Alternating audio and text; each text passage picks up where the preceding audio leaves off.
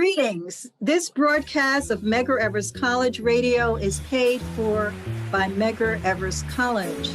Welcome to Writers on Writing. I am your host, Dr. Brenda Greene, founder and executive director of the Center for Black Literature, director of the National Black Writers Conference, and a professor of English at Medgar Evers College.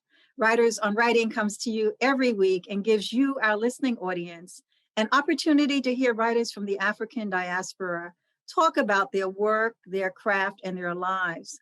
And I am very, very pleased to have with me in virtual space today, the fabulous poet, CHERYL Boyce-TAYLor. Welcome, CHERYL. Thank you so much. I'm so happy to be here. It's been a tough one, but I feel today has so much promise. So I'm feeling very upbeat and happy to be here. So thanks again for having me. We are broadcasting this. Well, I shouldn't say broadcasting, taping this on a day that will go down in history. The day where, of course, our President Joe Biden was sworn in, and most importantly, the first Black woman of the United States as vice president. Yeah. This is phenomenal. Magical. This is so exciting. Yes. And this really shows women are really moving ahead, are forging ahead.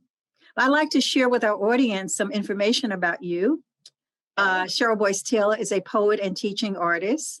She earned an MFA from Stone Coast at the University of Southern Maine and an MSW from Fordham University.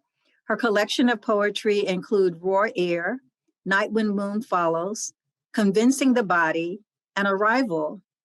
And most recently, her book that is a tribute to her son, Fife Dog, or Malik, called Mama Fife Represents.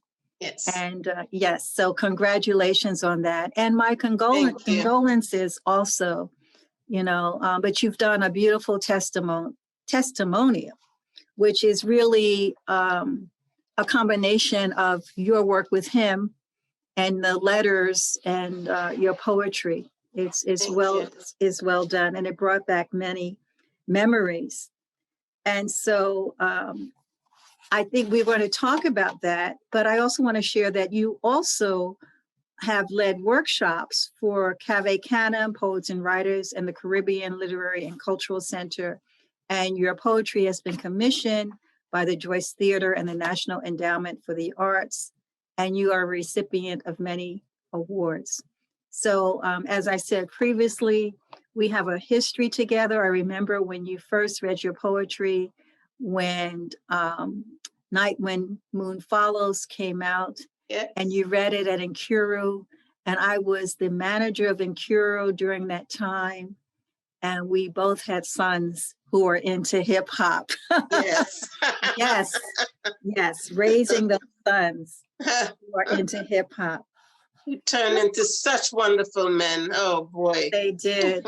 And you have a lot to share, but your book really explores the dimension of those sorrows and your reflections and, what happened as you learned of his death, as well as those joyful moments. And you really illustrate the importance of memories and storytelling.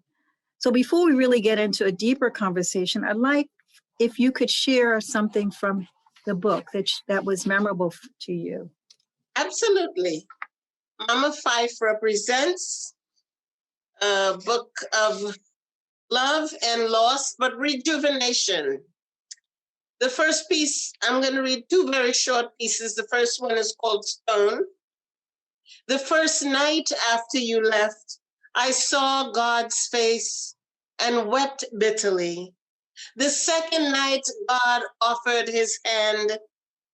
I screamed his hand away. The third night, God offered a prayer. I chewed on it until it became dust. On the fourth night, my tears became stone that filled in for eyes. 6 months later, when they broke my heart open, there was not much there, just cloves and blue leaves. kiss.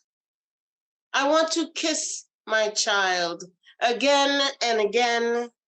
The New Jersey ferry terminal where I last held his hand and memorized every holy road in the country of his beautiful face.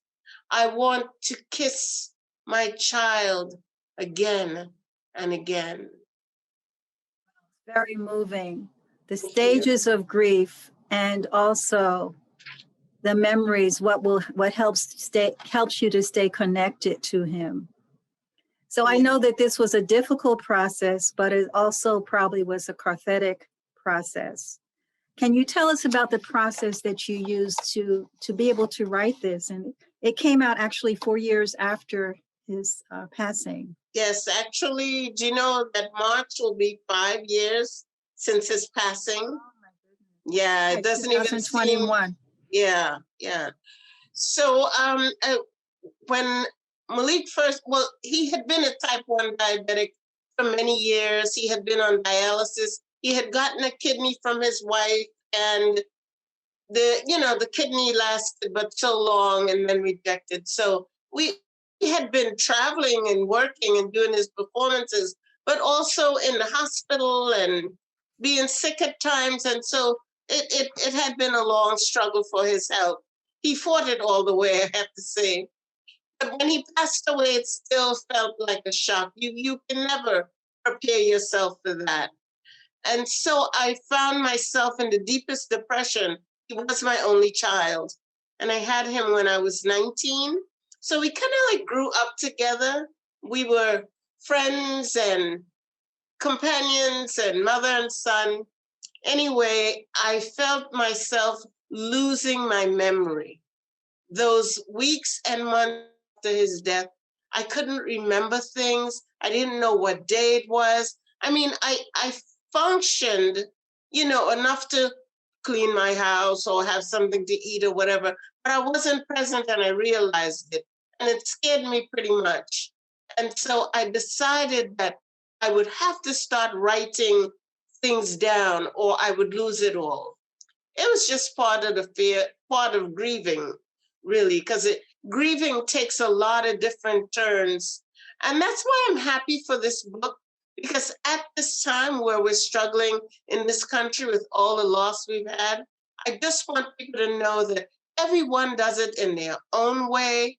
Grieve you must, heal you must, get back on your feet you must. So I began writing in the journal. And the next thing I knew, it started really feeling like a book. And so one of the things that I really wanted, a lot of people knew Fife, his fans and others, but I wanted people to get a sense of Malik, to understand how he went from Malik Taylor to Fife Dog. And so he started writing at a very early age. And I was so tickled and in awe of those poems and the little boy that he was, curious and into everything. And those were some of my happiest, most innocent memories with him. And I had to hold on to that. I felt I was losing so much. So I wanted to put these anecdotes in the book about, all the funny little things he did in our family. He was the only child for a while. So I began putting them in. I remember once when he was 9 or something like that, I was sending him back to camp and he said he didn't want to go. He preferred to stay home with his grandmother. And so I listened to all the things he said that they do together that he was so happy about. And I knew that there was a lot of playtime woven in there. Yes. So I made a journal for him. And I told him, I don't mind if you don't go to camp, but every day you have to stop and write me something. And he agreed happily. And the first thing he wrote was, Dear Mom, today I wrote 15 good songs. Like, the beginnings. Yeah. So, why don't we move forward into when he decides he's going to be a hip hop artist? You are a poet. You have 2 degrees, and your son decides he's going to be a hip hop artist. How did you address that? How did you receive that? Well, my mom had read poems to me at bedtime, and she had read poems. So there was always this poetry, acting, all of that in our family. My undergraduate degree was in theater, so I really wasn't surprised because I had taken him to the theater with me. Often when I had little shows, I always curated things. I would have him do a poem, write a poem and present it. So it was in his blood, and I knew that. But it was also around the time where his dad and I were divorcing. And he was very sad and not himself. And I could see that. But he found hip hop and he was in love with it. And I saw the joy come back to him. And I never would have stopped him anyway because I understood the life of the artist. Because I was living at an artist, most of my friends were. And so his dad and I encouraged him to go ahead. Now, when he told me he was going to Europe, I was like, oh no. Left school to do that, right? Huh? He left school to do that. Yes, he left school to do that because I was like, no, I want to send you to college. And he was like, I don't want to go. This is what I want to do. He said, I'll have a lot of time for education. And so he was almost 17 and I decided, you can encourage your children, but you can't make them always do what you want to. And I thought it was a good plan until I found out he was going to leave the country. You were at 17 years old. That took you had a lot of faith in him, but I understand because I went through something similar with my son. Yes, I know you did. So, so you can't say follow your passion and be the artist and then stop them when they want to move. Absolutely. You have to do that. So I want to talk about hip hop. He was considered his group one of the conscious, the Afrocentric hip hop. Yes. What impacted his music, or has his music had for hip hop, and how do you connect that with what's going on today, the Black Lives Matter movement? His work was very positive. They wanted to say they wanted to stay simple. They didn't want to do as he put it, all of that cussing. That wasn't for them. They wanted to remain family oriented and to be able to appeal to families in their community. The other thing, all 3 of those young men had been affiliated with church families because Malik and Q-Tip were Seventh-day Adventists, so they had been brought up Seventh-day Adventists. And Ali Shaheed Muhammad had been brought up Muslim. So they had a healthy outlook on life. They didn't feel like they had to say all the B words to be important. And so they always wanted to be role models. And so it's very much like the Black Lives Matter. And also in my home, we had Nikki Giovanni, we played reggae, Bob Marley, so we had presented all of these things at home, the positive role models. And so I connect both things now with the Black Lives Matter. I'm so proud of those young people and for how they're living their lives. I think it's a wonderful movement. Yeah, it gives you hope. It gives you vision. I want to talk about a little bit about you as a poet. What is your life like as a poet now? Because that's basically your full-time profession. That's basically my full-time profession. I retired from social work, and I have always written, mostly every day, but not so much. But when I'm not writing every day, I am thinking about writing. And so right now I'm working on my 7th book. I just handed in my 6th book, which will be out from Northwestern University Press in the fall. And it is called We Are Not Wearing Helmets. And it's a book that honors women artists, some like Nikki Giovanni, Ntozake Shange, Audre Lorde, the women that I feel like I'm walking in their footsteps, walking in their shadows. So it's a book of political poems. And then the next book is a book of collected works. So I'm always working, always writing, always having a writing group. I have an online writing group for about 9 years now. And we are called Elma's Heart Circle. Elma, after my mother, who introduced me to poetry. And it sustains me. Right, it's right. it's what Well, it's sustains me. interesting. I'm so glad to hear you're doing a book that's celebrating, acknowledging our writers, because our young Oh, people, absolutely. they don't know them. They don't. So we have to tell their stories. Yes. Yeah. You talk a little bit about craft, and you have the writers group. So obviously you understand the importance of craft, you know. And I'm thinking about the people who want to be poets, but who don't understand what that takes. Yeah. Yeah. Well, I would say write a lot. Even when you think, oh, this is such crap, keep doing it. Go to readings. Like right now, we're not having, oh, well, wait, you can do your readings on Zoom. Just listen to readings. Just read a lot and edit an awful lot. Edit twice as much as you read or write. And, there are classes all over the place, free online, or get one other person, another companion, and work with them. Find someone that you honestly trust to share with you how you can grow your work. That could be all the. I'm sorry. I said, what role does reading play in the writing? Oh, reading plays an enormous role in writing because, for one thing, you may have an idea or an experience that you've been through, and you don't know how to put that down on paper. So you start reading another writer and see that what they've gone through is similar to what you've gone through. It helps. It teaches you how to really put your feelings out. But I would say that just be honest about it.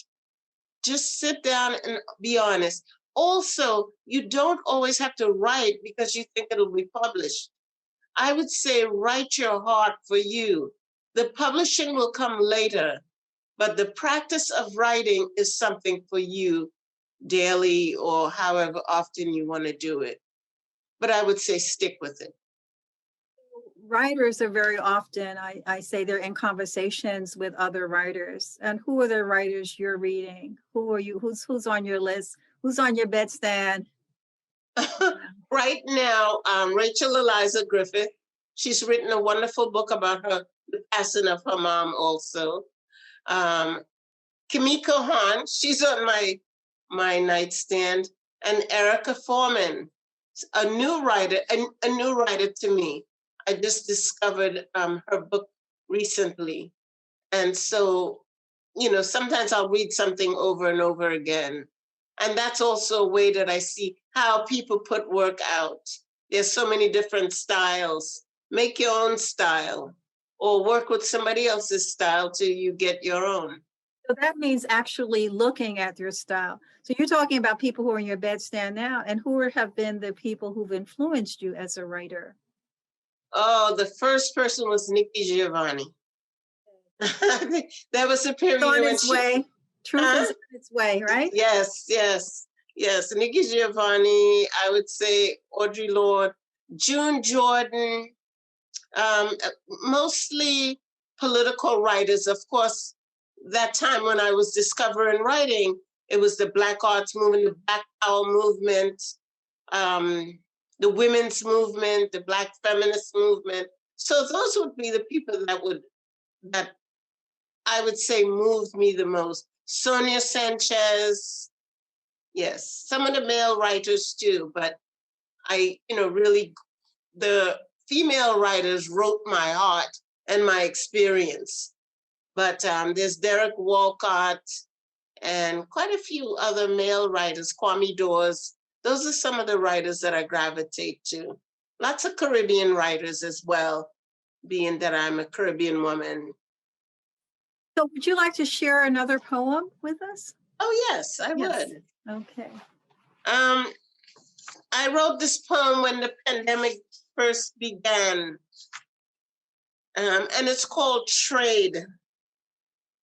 To keep safe, I cut a swatch of African fabric from the dress I'm wearing to make a hand-sewn mask. Once at a marketplace in Gambia, I traded a handful of cigarettes for that beautiful dress. On the fabric, long-legged hyenas in colors of dark red and blue, sailing across God's pristine land. Bless the giggles of mothers and young girls in the marketplace as they trade their hand-painted cloth for American jeans and lip gloss. Bless the candles and starch. Bless the hands that forged that cloth into a thing of beauty. Bless their high life dance, the 2 a.m. dark, the coffee bitter black.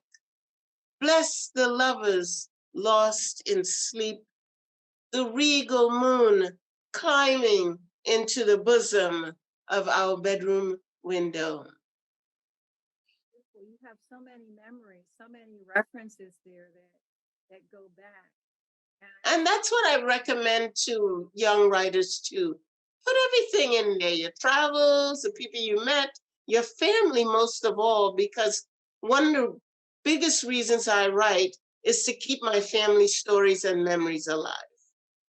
What do you say to those who say, I can't relate to that, or I don't know that? Because I'm of the strong belief that all writers writing from the experience, you end up contributing to a universal experience. Yes. But what ends up happening is that we have many writers, as more and more writers, Black writers across the diaspora write. There are references in there that many people might have some challenges with. How do you get them? How do you connect them? What do you say to them? How do you get them involved, engaged in that writing? Well, I can say you don't always have to write poetry. You could write fiction. That way you make it up. And I would tell you what Audre Lorde said. She said she began writing what she could not find in the world. So the stories that she wanted to read, she couldn't find them. So she wrote them on her own. And she was also a woman who studied a lot. And I would say it's the same. Sonia Sanchez says the same thing. And Sonia Sanchez wrote in a journal.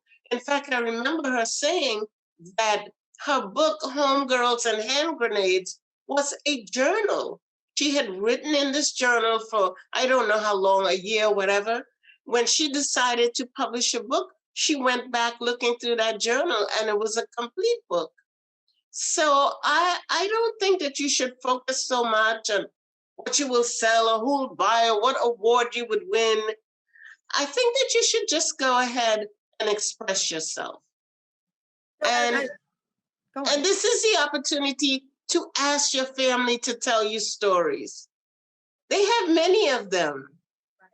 That is so important. And I think about the fact that when we do writers' workshops, you participated in some, you have a group you're working with. One of the issues that continues to come up is the need for writers of color, for Black writers, to have a safe space because they can write and they won't be asked all of those questions like the one I just asked you. This is something that comes up.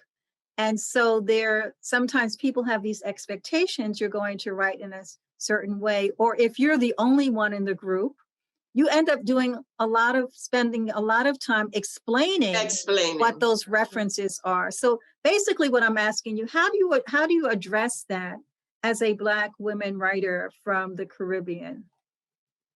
I find other Caribbean writers to read. I try to get to know them. And in fact, when I was reading a Nuyorican many years ago, I didn't see myself reflected in anyone. I started an organization called Calypso Muse, and that's 20-something years. I still have that. And I actually recruited and went to different places asking and looking for young Caribbean writers. And so I would showcase them in my reading series. I would have little workshops with them. I don't know. You can just have one other person. And I understand, because often I didn't get my work published at first because of the dialect, but that was the most important thing to me that I wanted to keep. So I just found other writers who were writing in dialect, or I asked a lot of questions too and looked it up at the library. You have to also be out there looking for what you need. I think you're also arguing about the need to have spaces for Black writers, or to do things like we do at the National Black Writers Conference. We have the Wild Seas Writers Retreat, which is focused on writers of color. There's a need to have those spaces. You can write in Yes. other spaces, but you also, as a writer, because you are giving so much of yourself, it's a very vulnerable experience. You're letting go of your ego, and you need to be able to feel comfortable doing that. And so you need to have a safe space and a nurturing space to do that, and not a space where you are trying to explain or feeling obligated to explain to others. So what you've done is address that by going out and looking for other writers and forming your own groups. And I think that's a strong message. And that's what I was just going to say. You can always look for it out there. Sometimes you start it. You start what you want to have. One person, two people. And now, you just go on the internet and find so much. There's so much there now that, and writing is a lonely prospect. So to me, you're better off having one other person to discuss the work with, one other person to share. Look up the work of, say, Derek Walcott or Kwame Dawes, or even there are a lot of Black writing poets in London and Canada. Just go online and look up some of those writers and, just start a discussion group, even if you're not writing. Let's read this book and let's discuss it. So I think there are a lot of ways that writing can come out of you. We are the ones we're waiting for. As I was reviewing, doing the research before this interview, I saw a video of you and your son reading, and I know that's a very, very special memory for you. As you said, you were friends, so I know that you treasure that, and I know that that's something that will live on. It's wonderful that you were able to have that kind of relationship with him, and it's a very special memory. It is, yeah. Okay, so we're going to bring this to a close, and I want to thank you for spending some time with me talking about your son, Malik Fife Dog, talking about you, your life as a poet. And I want to remind our readers and our listeners that the writer is always reading, the reader is always writing. Keep reading and writing. Empower yourselves as readers and writers. And I am Dr. Brenda Greene. This broadcast of Medgar Evers College is paid for by Medgar Evers College. Remember, Mama Fife presents. Go out and purchase it. It's a really wonderful. Don't forget. And you can find all your writing classes at Medgar Evers. They have a wonderful writing community. Check them out. Thank you, Dr. Brenda Greene. Thank you.